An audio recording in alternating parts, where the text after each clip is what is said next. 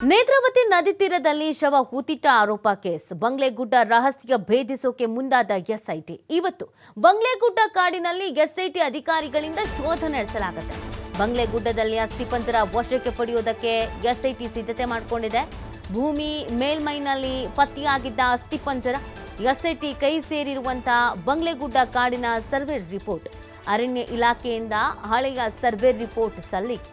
ನಿನ್ನೆ ಇಡೀ ದಿನ ಬಂಗ್ಲೆಗುಡ್ಡ ಕಾಡಿನ ಮಾಹಿತಿ ಪಡೆದ ಎಸ್ಐಟಿ ಯಾಕೆ ಬಂಗ್ಲೆಗುಡ್ಡ ಕಾಡಿನಲ್ಲೇ ಅಸ್ಥಿಪಂಜರ ಸಿಗುತ್ತೆ ಅಂತ ಪರಿಶೀಲನೆ. ಸ್ಥಳೀಯರು ಅರಣ್ಯ ಇಲಾಖೆ ಮಾಹಿತಿ ಆಧಾರದಲ್ಲಿ ಇವತ್ತು ಎಸ್ಐಟಿ ತಲಾಶ್ ಮಾಡಬಹುದಾದ ಸಾಧ್ಯತೆ ಇದೆ. ನೋಡಿ, ಈ ಬಂಗ್ಲೆಗುಡ್ಡ ಅನ್ನೋದನ್ನ ಈ ಮಾಸ್ಕ್ ಮ್ಯಾನ್ ಇದ್ದಾಗಲೂ ಕೂಡ ನಾವು ಕೇಳ್ತಾ ಇದ್ವಿ. ಈಗ ವಿಠಲ್ಗೌಡ ಕೂಡ ಈ ಬಂಗ್ಲೆಗುಡ್ಡದ ಬಗ್ಗೆನೇ ಹೇಳ್ತಾ ಇರೋದು. ಯಾಕೆ ಬಂಗ್ಲೆಗುಡ್ಡ ಕಾಡಿನಲ್ಲೇ ಅಸ್ಥಿಪಂಜರ ಸಿಗುತ್ತೆ, ಅಲ್ಲೇ ಯಾಕೆ ಅಸ್ಥಿಪಂಜರಗಳು ಸಿಗಬೇಕು, ಅಂಥದ್ದು ಏನು ನಡೆಯುತ್ತೆ ಅಲ್ಲಿ, ಅಂಥದ್ದು ಏನಾಗುತ್ತೆ ಅಲ್ಲಿ ಅನ್ನೋದು ಪ್ರಶ್ನೆ. ಸಾರ್ವಜನಿಕ ವಲಯದಲ್ಲಿ ಸಾಕಷ್ಟು ರೀತಿಯಾದಂಥ ಚರ್ಚೆಗಳಿದೆ. ನೋಡಿ, ಎಷ್ಟೋ ಪ್ರಕರಣದಲ್ಲಿ ಎಸ್ಐಟಿ ಆಗಿರ್ಬೋದು, ಪೊಲೀಸರಾಗಿರ್ಬೋದು ತನಿಖೆ ಮಾಡುವಂಥ ಸಂದರ್ಭದಲ್ಲಿ ಅವರಿಗೆ ಮಾಹಿತಿ ಅಥವಾ ಸುಳಿವು ಅನ್ನುವಂಥದ್ದು ಸಿಗೋದು ಜನರ ಮುಖಾಂತರವಾಗಿ ಮಾತಾಡ್ಕೊಳ್ತಾ ಇರ್ತಾರೆ. ಬಹಳ ವರ್ಷಗಳಿಂದ ಅಲ್ಲಿರೋರು, ಅಲ್ಲಿ ಹಂಗಾಗಿತ್ತಂತೆ, ಹಿಂಗಾಗಿತ್ತಂತೆ, ಅವತ್ತಾಗಿತ್ತಂತೆ, ಇವತ್ತಾಗಿತ್ತಂತೆ, ಅಲ್ಲಿ ನಡೆಯೋದೇ ಹಂಗಂತೆ ಅಂತ. ಸೊ ಸಾರ್ವಜನಿಕರಿಂದಲೂ ಕೂಡ ಮಾಹಿತಿಯನ್ನು ಕಲೆ ಹಾಕ್ತಾ ಇದ್ದಾರೆ ಎಸ್ಐಟಿ. ಏನಾಗಿರ್ಬೋದು, ಯಾಕೆ ಅಲ್ಲೇನೆ ಜಾಸ್ತಿ ಮೂಳೆಗಳು ಸಿಗತ್ತೆ, ತಲೆಬುರುಡೆಗಳು ಸಿಗುತ್ತೆ, ಅಸ್ಥಿಪಂಜರಗಳು ಸಿಗುತ್ತೆ ಅಂತ. ಜೊತೆಗೆ ಅರಣ್ಯ ಇಲಾಖೆ ಅಂತ ಅಂದಾಗ ಅದು ಅರಣ್ಯ ಭಾಗಕ್ಕೆ ಸೇರಿದಂಥ ಪ್ರದೇಶ. ಬಂಗ್ಲೆಗುಡ್ಡ ಸಾಕಷ್ಟು ಕಾಡಿರುವಂಥ ಪ್ರದೇಶ. ಅರಣ್ಯ ಇಲಾಖೆ ಒಂದು ಹದ್ದಿನ ಕಣ್ಣಂತೂ ಇಟ್ಟಿರುತ್ತೆ. ಅಥವಾ ಅಲ್ಲಿ ಯಾವುದಾದ್ರೂ ಶವ ಸಿಕ್ಕಿದ್ರೆ, ಕೊಳತು ವಾಸನೆ ಬರ್ತಾ ಇದ್ರೆ, ಬಹಳ ವರ್ಷಗಳಿಂದ ಇದೇ ಥರ ಯಾವಾಗಲೂ ಅಲ್ಲಿ ಸಿಗುತ್ತಾನೆ ಇರುತ್ತೆ ಅನ್ನೋದಾಗಿದ್ರೆ ಅದು ಅರಣ್ಯ ಇಲಾಖೆಯ ಗಮನಕ್ಕೂ ಕೂಡ ಇರುತ್ತೆ. ಹಾಗಾಗಿ ಎಸ್ಐಟಿ ಒಂದು ಅರಣ್ಯ ಇಲಾಖೆ ಮತ್ತು ಅಲ್ಲಿನ ಸ್ಥಳೀಯರು ಇಬ್ಬರು ಮಾಹಿತಿಯನ್ನು ಆಧರಿಸಿ ತಲಾಶ್ ಮಾಡೋದಕ್ಕೆ ಮುಂದಾಗ್ತಾ ಇರುವಂಥದ್ದು. ತುಂಬ ಜನ ಹೇಳ್ತಾ ಇದ್ರು, ಇಲ್ಲ ಆ ಭಾಗಕ್ಕೆ ಹೋದಾಗ ಜೀವನನೇ ಸಾಕು ಅಂತ ಅನ್ನಿಸ್ಕೊಂಡು ನಾವು ಆತ್ಮಹತ್ಯೆ ಮಾಡ್ಕೊಳ್ಬೇಕು, ನಾವು ಸಾವಿಗೆ ಶರಣಾಗಬೇಕು ಅಂತಾನೇ ಹೋಗೋರು ಕೆಲವರು ಇದ್ದಾರೆ. ಅದಕ್ಕೆ ಆ ಪ್ಲೇಸನ್ನು ಸೆಲೆಕ್ಟ್ ಮಾಡ್ಕೊಳ್ತಾರೆ. ಜೀವನದಲ್ಲಿ ಎಲ್ಲವನ್ನೂ ಅನುಭವಿಸಿದ್ದೀವಿ, ಇನ್ನೇನು ಇಲ್ಲ, ದೇವ್ರ ಪಾದ ಸೇರಬೇಕು ಅಂತ ಅಂದ್ಕೊಳ್ಳೋರು ಕೂಡ ಕೆಲವರು ಅಲ್ಲಿ ಹೋಗ್ಬಿಟ್ಟು ಪ್ರಾಣತ್ಯಾಗ ಮಾಡ್ತಾರೆ. ಸೊ ಈ ಥರದ್ದೆಲ್ಲ ಹೇಳ್ತಾ ಇದ್ರು. ಹೌದಾ, ಆ ಥರ ಆಗತ್ತಾ? ಜೀವನದಲ್ಲಿ ಎಲ್ಲವೂ ಮುಗಿದು ಹೋಗಿದೆ ಅನ್ನೋರು ಹೋಗಲ್ಲ, ಆತ್ಮಹತ್ಯೆ ಮಾಡ್ಕೊಳ್ತಾರ. ಜೀವನದಲ್ಲಿ ಏಳಿಗೆನೇ ಆಗ್ತಾ ಇಲ್ಲ, ಸಾಕಾಗಿ ಹೋಗಿದೆ, ಈ ಪ್ರಪಂಚನೇ ಬೇಡ ಅನ್ನೋರು ಕೂಡ ಅಲ್ಲಿಗೆ ಹೋಗಿ ಪ್ರಾಣತ್ಯಾಗ ಮಾಡ್ತಾರಾ? ಅಥವಾ ಏನು ನಡೆಯುತ್ತೆ ಪ್ರಶ್ನೆಗಳಿದೆ. ಹಾಗಾಗಿ ಎಲ್ಲ ಆ್ಯಂಗಲ್ಸ್ಗಳಲ್ಲೂ ಕೂಡ ತನಿಖೆಯನ್ನು ಮಾಡೋದಕ್ಕೆ ಎಸ್ಐಟಿ ಮುಂದಾಗಿರುವಂಥದ್ದು. ನೋಡಿ, ಚಿನ್ನಯ್ಯ ಮಾಸ್ಕ್ ಮ್ಯಾನ್ ಇದ್ದಾಗಲೂ ಕೂಡ ಈ ಬಂಗ್ಲೆಗುಡ್ಡದ ಬಗ್ಗೆ ಭಯಾನಕವಾದಂಥ ಒಂದು ಕತೆ ಹೇಳಿದ್ದ.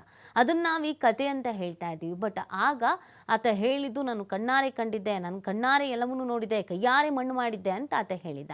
ಈಗ ವಿಠಲ್ಗೌಡ ಕೂಡ ಅದನ್ನು ಹೇಳ್ತಿರೋದು. ರಾಶಿ ಮೂಳೆಗಳಿಗಿದ್ವು, ಅದನ್ನು ಎಸ್ಐಟಿಗೂ ತೋರಿಸಿದ್ದೆ. ಹೆಂಗೆ ಬರುತ್ತೆ ರಾಶಿ ಮೂಳೆ ಅಲ್ಲಿ? ಎಲ್ಲ ಕಡೆಯಲ್ಲೂ ಕೂಡ ಕೇವಲ ಆ ಭಾಗ ಬೆಳ್ತಂಗಡಿ ಭಾಗ ಅಂತಲ್ಲ, ನೀವು ಈ ಚಿಕ್ಕಮಗಳೂರು, ಮೂಡಿಗೆರೆ, ಮಂಗಳೂರು ಕೆಲವು ಪ್ರದೇಶಗಳು, ಹಾಗೆಯೇ ನಮ್ಮ ಉತ್ತರ ಕರ್ನಾಟಕದ ಕೆಲವು ಪ್ರದೇಶಗಳು, ಉತ್ತರ ಕನ್ನಡ, ದಕ್ಷಿಣ ಕನ್ನಡ ಈ ಭಾಗಗಳಲ್ಲಿ ವಿಪರೀತವಾದಂಥ ದಟ್ಟ ಕಾಡುಗಳಿಗಿದೆ.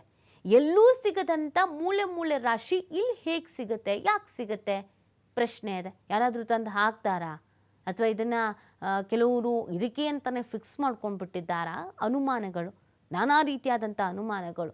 ಈಗ 1-2 ಮೃತದೇಹಗಳು ಸಿಕ್ತು ಅಥವಾ ಅಸ್ಥಿಪಂಜರಗಳು ಸಿಕ್ತು ಅಂತ ಅಂದಾಗ ಹೇಳ್ಬೋದು, ಹೌದು ಆ ಊರಿನವ್ರು ಯಾರೋ ಆತ್ಮಹತ್ಯೆನ ಮಾಡ್ಕೊಳ್ಳೋದಕ್ಕೆ ಇಲ್ಲಿ ಬಂದಿರಬಹುದು, ಅಥವಾ ಆ ಊರಿನವರೇ ಈ ಜಾಗವನ್ನು ಸೆಲೆಕ್ಟ್ ಮಾಡ್ಕೊಳ್ತಾರೇನೋ ಅಂತ. ಬಟ್ ಇಲ್ಲಿ ಹಂಗಲ್ಲ. ನೋಡ್ತಾ ಇರೋರು, ನೋಡಿರೋರು, ಈ ತನಿಖೆಯಲ್ಲಿ ಒಳಪಡ್ತಾ ಇರೋರು, ತನಿಖೆಗೆ ಒಳಪಡಬೇಕಾದವ್ರು ಹೇಳ್ತಾ ಇರೋದು ರಾಶಿ ಮೂಳೆ ಅಂತ. ಹಾಗಾಗಿ ಅದನ್ನು ತನಿಖೆನ ಮಾಡಬೇಕಾಗತ್ತೆ, ತಲಾಶ್ ಮಾಡಬೇಕಾಗತ್ತೆ, ಸ್ಥಳ ಮಹಜರು ಮಾಡಬೇಕಾಗತ್ತೆ, ಉತ್ಖನನ ಮಾಡಬೇಕಾಗತ್ತೆ, ಏನಿದೆ ಏನು ಇಲ್ಲ ಅನ್ನೋದ್ರ ಬಗ್ಗೆ ಮಾಹಿತಿ ಕಲೆ ಹಾಕಬೇಕಾಗತ್ತೆ. ಈ ಬಗ್ಗೆ ಮತ್ತಷ್ಟು ಮಾಹಿತಿಯನ್ನು ನೀಡ್ತಾರೆ ನಮ್ಮ ಪ್ರತಿನಿಧಿ ಆದಿತ್ಯ. ತಲಾಶ್ ಮಾಡ್ತಾರಾ, ಸ್ಥಳ ಮಹಜರು ಮಾಡ್ತಾರಾ ಅನ್ನುವಂಥ ಪ್ರಶ್ನೆ ನಮಗೆ ನಿನ್ನೆಯಿಂದಲೂ ಕೂಡ ಆಗಿದೆ. ಒಂದಷ್ಟು ಅನುಮಾನಗಳಿಗಿದೆ. ಮಾಸ್ಕ್ ಮ್ಯಾನ್ ಇದ್ದಾಗಲೂ ಕೂಡ ಈ ಬಂಗ್ಲೆಗುಡ್ಡದ ಬಗ್ಗೆ ಭಯಾನಕ ಕತೆ ಹೇಳಿದ್ದ. ಈಗ ವಿಠಲ್ಗೌಡ ಕೂಡ ಈ ಬಂಗ್ಲೆಗುಡ್ಡದ ಬಗ್ಗೆ ಹೇಳ್ತಾ ಇರೋದು. ಬಂಗ್ಲೆಗುಡ್ಡದಲ್ಲಿ ಅಂಥದ್ದು ಏನಿದೆ ಮತ್ತು ಅಲ್ಲೇ ಯಾಕೆ ಮೂಳೆಗಳು ಸಿಗುತ್ತೆ ಅನ್ನೋದು ಪ್ರಶ್ನೆ. ಈ ಹಿನ್ನೆಲೆಯಲ್ಲಿ ಎಸ್ಐಟಿ ಯಾವ್ಯಾವ ಆಂಗಲ್ಗಳಲ್ಲಿ ತನಿಖೆ ನಡೆಸ್ತಾ ಇದೆ ಆದಿತ್ಯ? ನೀತಿ ಹೌದು. ಇಲ್ಲಿ ಎಸ್ಐಟಿಗೆ ಅಲ್ಲಿ ಬುರುಡೆ ಇದೆ ಅಥವಾ ಅದನ್ನ ವಶಕ್ಕೆ ಪಡಿಬೇಕು, ಆರೋಪಗಳೆಲ್ಲವನ್ನ ಮೀರಿ ಬಂಗ್ಲೆಗುಡ್ಡೆ ಅನ್ನುವಂಥದ್ದು ಯಾಕೆ ಇಷ್ಟು ಚರ್ಚೆಗೆ ಬರ್ತಾ ಇದೆ, ಯಾಕೆ ಇಲ್ಲಿ ಈ ತರ ಅಸ್ಥಿ ಪಂಜರಗಳು ಸಿಗ್ತಾ ಇದೆ, ಯಾಕೆ ಆರೋಪಗಳು ಬರ್ತಾ ಇದೆ ಅನ್ನೋದೇ ಎಸ್ಐಟಿಗೆ ಸಾಕಷ್ಟು ಕುತೂಹಲವನ್ನ ಕ್ರಿಯೇಟ್ ಮಾಡಿರೋದು. ಯಾಕಂದ್ರೆ ಸಾಮಾನ್ಯವಾಗಿ ಚಿನ್ನಯ್ಯನನ್ನ ಕರ್ಕೊಂಡು ಉತ್ಖನನ ಮಾಡುವಂತ ಸಂದರ್ಭದಲ್ಲಿ ಆತ ಏಕಾಏಕಿ ಪ್ಲಾನ್ ಚೇಂಜ್ ಮಾಡ್ತಾನೆ. ಬೇರೆ ಜಾಗದಲ್ಲಿ ನಾನು ತೋರಿಸ್ತೀನಿ ಅಂತ ಬೆಟ್ಟದ ಮೇಲ್ಭಾಗ ಕರ್ಕೊಂಡು ಹೋಗ್ತಾನೆ. ಬಂಗ್ಲೆ ಗುಡ್ಡೆ ಅಂತ ಏನ್ ಕರೀತಾರೋ ಆ ಗುಡ್ಡೆ ಕರ್ಕೊಂಡು ಹೋದಂತ ಸಂದರ್ಭದಲ್ಲಿ ಅಲ್ಲಿ ಭೂಮಿಯ ಮೇಲ್ಮೈಯಲ್ಲಿ ಅಸ್ಥಿಪಂಜರಗಳು ಪತ್ತೆ ಆಗುತ್ತೆ. ಸೊ ಯಾರು ಆತ್ಮಹತ್ಯೆ ಮಾಡ್ಕೊಂಡಿರೋದು ಮತ್ತು ಈ ಪ್ರಕರಣಕ್ಕೂ ಆ ಪ್ರಕರಣಕ್ಕೂ ಸಂಬಂಧ ಇಲ್ಲ, ಎಲ್ಲವೂ ಕೂಡ ಇದ್ದ ಸಂದರ್ಭದಲ್ಲೂ ಕೂಡ SIT ಇದನ್ನ ಸಾಮಾನ್ಯವಾಗಿಯೇ ಪರಿಗಣಿಸಿತ್ತು ಮತ್ತು ಆದ್ರೆ ಅವರ ಕಣ್ಣಿಗೆ ಬಿದ್ದ ಕಾರಣಕ್ಕೋಸ್ಕರ ಅದನ್ನ ವಶಕ್ಕೆ ಪಡೆದಿದ್ರು, ತನಿಖೆಯನ್ನ ಮುಂದುವರಿಸ್ತಾ ಇದ್ರು. ಆದ್ರೆ ಈಗ ಮೊನ್ನೆ ಮತ್ತೆ ಮಹಜರಿಗೆ ಹೋಗುವ ವೇಳೆಯಲ್ಲಿ ವಿಠಲ್ಗೌಡ ಕೊಟ್ಟಂತ ಸ್ಟೇಟ್ಮೆಂಟ್ ನ ಆಧಾರದಲ್ಲಿ ಅಲ್ಲಿ ರಾಶಿ ಮೂಳೆಗಳು ಇತ್ತು ಅನ್ನುವಂಥದ್ದನ್ನ ಆತ ಉಲ್ಲೇಖ ಮಾಡಿರೋದು. ಹಾಗಾಗಿ SITಗೂ ಕೂಡ ಇದೊಂದು ಅರ್ಥದಲ್ಲಿ ಶಾಕಿಂಗ್ ಆಗಿದೆ. ಯಾಕೆ ಇಲ್ಲಿ ಈ ತರ ಮೂಳೆಗಳು ಸಿಗ್ತಾ ಇದೆ? ಈಗ ಆತ್ಮಹತ್ಯೆ ಮಾಡ್ಕೊಳ್ತಾರೆ ಅಥವಾ ಯಾರೋ ಬಂದು ಅಲ್ಲಿ ಸಾವಿಗೆ ಶರಣಾಗ್ತಾರೆ, ಬೇರೆ ಬೇರೆ ವಿಚಾರಗಳು ಚರ್ಚೆಯಲ್ಲಿ ಇದ್ರು ಕೂಡ ಅವರ ಆಯ್ಕೆ ಬಂಗ್ಲೆಗುಡ್ಡೆ ಯಾಕೆ, ಬಂಗ್ಲೆಗುಡ್ಡೆಯ ರಹಸ್ಯ ಏನು, ಇದರ ಹಿನ್ನೆಲೆ ಏನು, ಇದರ ಇತಿಹಾಸ ಏನು, ಈ ಎಲ್ಲವನ್ನ ಕೂಡ ಸ್ಥಳೀಯವಾಗಿ SIT ಮಾಹಿತಿಯನ್ನ ಪಡೆದುಕೊಳ್ತಾ ಇದೆ. ಒಂದಿಷ್ಟು ಹಿರಿಯ ಅಧಿಕಾರಿಗಳು ಅಂದ್ರೆ SP ಗ್ರೇಡ್ ನ ಅಧಿಕಾರಿಗಳು ಕೂಡ ಅವರು ಏಕಾಂಗಿಯಾಗಿ ಆ ಕಾಡಿಗೆ ಹೋಗಿ ಒಂದು ತಲಾಶನ ಮಾಡಿರೋದು ಕೂಡ ಇದೆ. ಈ ಕಾಡು ಯಾಕೆ ಇಷ್ಟು ನಿಗೂಢವಾಗಿದೆ, ಯಾಕೆ ಇಲ್ಲಿ ಈ ತರ ಅಸ್ಥಿಪಂಜರಗಳು ಸಿಗ್ತಾ ಇದೆ, ಇದರ ಇತಿಹಾಸ ಏನು ಅನ್ನೋದನ್ನ ಅವರಿಗೆ ಖುದ್ದಾಗಿ ಹೋಗಿ ಅಂದ್ರೆ ಪ್ರೋಟೋಕಾಲ್ ಪ್ರಕಾರ ಅಲ್ಲದೆ ಅವರಾಗಿ ಸಾಮಾನ್ಯವಾಗಿ ಹೋಗಿ ಸ್ಥಳೀಯರಿಂದ ಮಾಹಿತಿ ಪಡೆದಿದ್ದು ಕೂಡ ಇದೆ.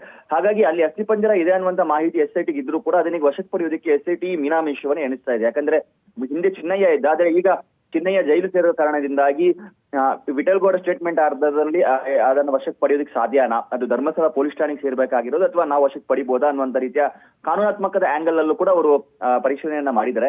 ಇದರ ಜೊತೆಗೆ ಅರಣ್ಯ ಇಲಾಖೆಯ ಪರ್ಮಿಷನ್ ಕೂಡ ಬೇಕಾಗುತ್ತೆ. ಹಾಗೆ ಅರಣ್ಯ ಇಲಾಖೆ ಸರ್ವೆ ಕೂಡ ಮಾಡಬೇಕು ಅನ್ನುವಂತ ರೀತಿಯಲ್ಲೂ ಕೂಡ ಅವರಿಗೆ ಸೂಚನೆ ನೀಡಲಾಗಿತ್ತು. ಆದ್ರೆ ಅರಣ್ಯ ಇಲಾಖೆ ನಿನ್ನೆ ಸರ್ವೆ ಮಾಡೋದನ್ನ ಕೈ ಬಿಟ್ಟು ಹಿಂದೆ ನಾವು ಮಾಡಿರೋ ಒಂದು ಸರ್ವೆ ಇದೆ, ಇದಕ್ಕೆ ಸಂಬಂಧಪಟ್ಟಂತ ದಾಖಲೆಗಳು ಇದೆ, ಅಲ್ಲಿ ಯಾವ ಮರಗಳು ಇದೆ, ಎಷ್ಟು ವಯಸ್ಸಿನ ಅಂದಾಜು ವಯಸ್ಸಿನ ಮರಗಳು ಇದೆ, ಇದರ ಬಗ್ಗೆ ಕೂಡ ಅವರು SIT ಕಚೇರಿಗೆ ದಾಖಲೆಗಳನ್ನ ಸಲ್ಲಿಸಿದ್ದಾರೆ. ಹಾಗಾಗಿ ನಿನ್ನೆ SIT ಕಚೇರಿಯಲ್ಲೇ ದಾಖಲೆಗಳನ್ನ ಪರಿಶೀಲನೆ ಮಾಡಿದ್ದಾರೆ. ಹಾಗಾಗಿ ಇದಾದ ಬಳಿಕ ಇವತ್ತು ಅದನ್ನ ವಶಕ್ಕೆ ಪಡಿತಾರೆ ಅನ್ನುವಂತ ಮಾಹಿತಿಗಳು ಕೂಡ ಇದೆ. ಆದರೆ ಹಿರಿಯ ಅಧಿಕಾರಿಗಳು ಇವತ್ತು 10 ಗಂಟೆಯ ಒಳಗೆ ಇದಕ್ಕೆ ಸಂಬಂಧಪಟ್ಟ ಹಾಗೆ ಸೂಚನೆಯನ್ನ ಕೊಡ್ತಾರೆ. ಯಾಕಂದ್ರೆ ಪ್ರಣವ್ ಮೋಹಂತಿ ಅವರು ಮೊನ್ನೆ ಬೆಳ್ತಂಗಡಿ SIT ಕಚೇರಿಗೆ ಬಂದು ಒಂದು ಮ್ಯಾರಥಾನ್ ಸಭೆಯನ್ನ ಮಾಡಿದ್ರು. ಇದರಲ್ಲಿ ಈ ವಿಚಾರ ಬಹಳ ಪ್ರಮುಖವಾಗಿ ಚರ್ಚೆಗೆ ಬಂದಿತ್ತು.